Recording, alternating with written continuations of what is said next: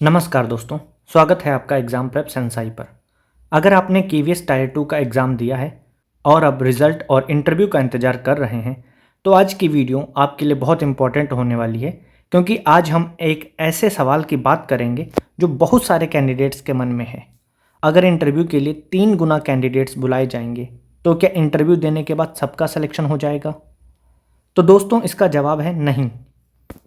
Interview के लिए बुलाया जाना और फाइनल सिलेक्शन होना दोनों अलग अलग चीज़ें हैं। चलिए इसे बिल्कुल आसान भाषा में समझते हैं। मान लीजिए किसी पोस्ट में 100 वैकेंसी हैं। अगर उस पोस्ट के लिए 1:3 रेशियो के हिसाब से इंटरव्यू के लिए कैंडिडेट्स शॉर्टलिस्ट किए जाते हैं, तो लगभग 300 कैंडिडेट्स इंटरव्यू तक पहुंच सकते हैं। अब ध्यान दीजिएगा, वैकेंसी हैं 100 और इंटरव्यू कैंडिडेट्स हैं लगभग 300। तो वैकेंसी हमारी कितनी हो गई? 100 और कैंडिडेट्स हमारे कितने हो गए? 300।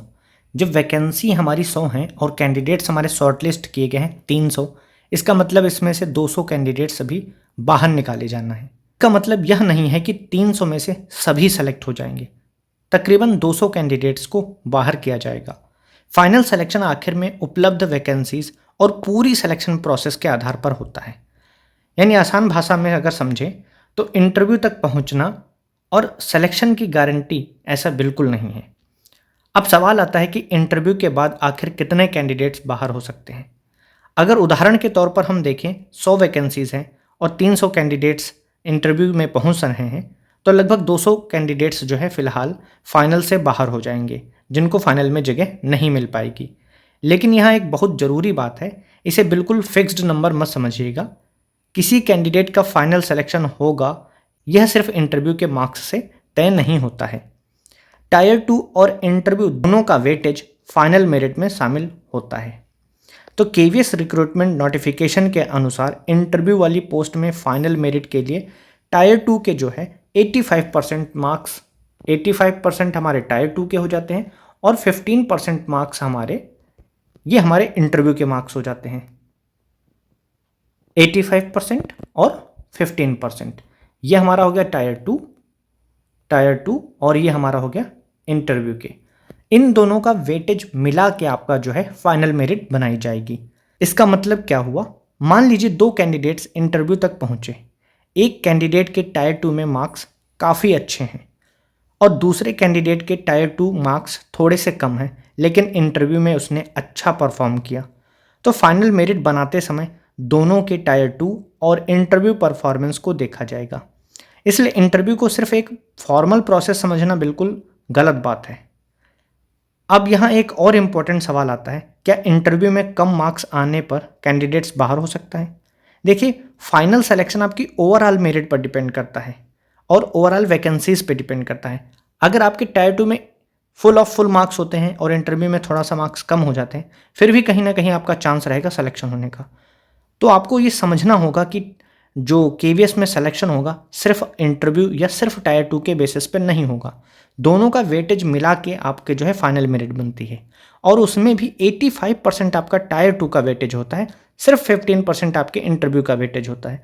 बट जो मैंने ये सिर्फ वर्ड लगाया है इंटरव्यू के लिए, ये कहीं ना कहीं आपकी रैंक और आपको सिलेक्शन में भी डिसाइड करता है, क्योंकि कट ऑफ में अंतर बहुत ही कम नंबरों का होता है। कई बार हाफ नंबर पे जो है 5-5 हज़ार विद्यार्थी होते हैं। तो आप सभी लोग अपने इंटरव्यू की तैयारी में कतई ढिलाई मत दीजिएगा। इंटरव्यू को आप बिल्कुल हल्के में मत लीजिएगा। और हम इसको इस प्रकार से भी कह सकते हैं कि ऐसा नहीं कहा जा सकता है कि सिर्फ इंटरव्यू में कम मार्क्स आए और तुरंत बाहर हो जाओगे, क्योंकि टायर 2 भी है, उसके मार्क्स भी बहुत इंपॉर्टेंट होते हैं। लेकिन अगर आप फाइनल सिलेक्शन की रेस में हैं तो इंटरव्यू के 15% को बिल्कुल भी इग्नोर नहीं करना चाहिए। अब एक आसान एग्जाम्पल लेते हैं। मान लीजिए 100 वैकेंसीज़ हैं, लगभग 300 कैंडिडेट इंटरव्यू तक पहुँचे। अब फाइनल मेरिट तैयार होगी, तो इन 300 कैंडिडेट में से जिनकी ओवरऑल मेरिट वैकेंसीज़ के अंदर आती है, उनका सिलेक्शन हो जाता है। बाकी कैंडिडेट्स का सिलेक्शन नहीं होगा। यानी बहुत आसान भाषा में हम बता रहे हैं कि 300 कैंडिडेट्स इंटरव्यू देने गए, लेकिन सिलेक्शन वैकेंसीज़ के हिसाब से होगा और इसी वजह से इंटरव्यू के बाद कंपटीशन और भी इम्पॉर्टेंट हो जाता है। नेक टू नेक फाइट होती है वहाँ पर। अब अगर आपके टायर 2 में मार्क्स अच्छे हैं तो आपको इंटरव्यू में भी अच्छे मार्क्स लाने की कोशिश करनी चाहिए। और अगर टायर 2 में मार्क्स थोड़े से कम हैं तो इंटरव्यू में जितना अच्छा परफॉर्मेंस आप कर सकते हो उतना ज़रूर करें, क्योंकि आपके पास अभी भी अपनी ओवरऑल मेरिट को बेहतर करने का मौका है। अब बात करते हैं कि इंटरव्यू की तैयारी कैसे करेंगे। सबसे पहले अपना सेल्फ इंट्रोडक्शन एक छोटा सा 2 से 3 लाइनों का तैयार कर लीजिए। दूसरा, अपने सब्जेक्ट के बेसिक कॉन्सेप्ट्स को रिवाइज करें। तीसरा, टीचिंग मेथडोलॉजीज और क्लासरूम सिचुएशंस की तैयारी करें। पीआरटी कैंडिडेट्स को खास तौर पर चाइल्ड डेवलपमेंट, पेडागोजी और प्राइमरी क्लासरूम से जुड़े सवालों की तैयारी करनी चाहिए। टीजीटी और पीजीटी कैंडिडेट्स को अपने सब्जेक्ट के साथ साथ टीचिंग मेथडोलॉजीज और क्लासरूम मैनेजमेंट पर भी ध्यान देना चाहिए।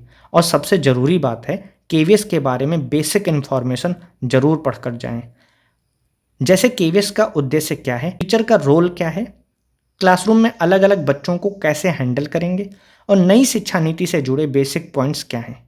तो दोस्तों, आज की वीडियो में बस एक बात बिल्कुल क्लियर कर लीजिएगा कि इंटरव्यू तक पहुंचना सिलेक्शन नहीं होता है। सिलेक्शन के लिए आपको टायर 2 और इंटरव्यू दोनों में अपना पूरा 100% देना होता है। अगर 100 वैकेंसीज़ के मुकाबले लगभग 300 कैंडिडेट्स इंटरव्यू तक पहुंचते हैं तो फाइनल सिलेक्शन वैकेंसीज और ओवरऑल मेरिट के आधार पर होता है। इसलिए अगर आपको लगता है कि आपका टायर 2 स्कोर अच्छा है और इंटरव्यू हो सकता है तो अभी से तैयारी शुरू कर दीजिए। रिजल्ट आने के बाद तैयारी शुरू करेंगे तो हो सकता है आपके पास ज़्यादा समय ही ना बचे। लेकिन अगर आप आज से तैयारी शुरू करते हैं तो आप बाकी कैंडिडेट्स से एक कदम आगे रह सकते हैं।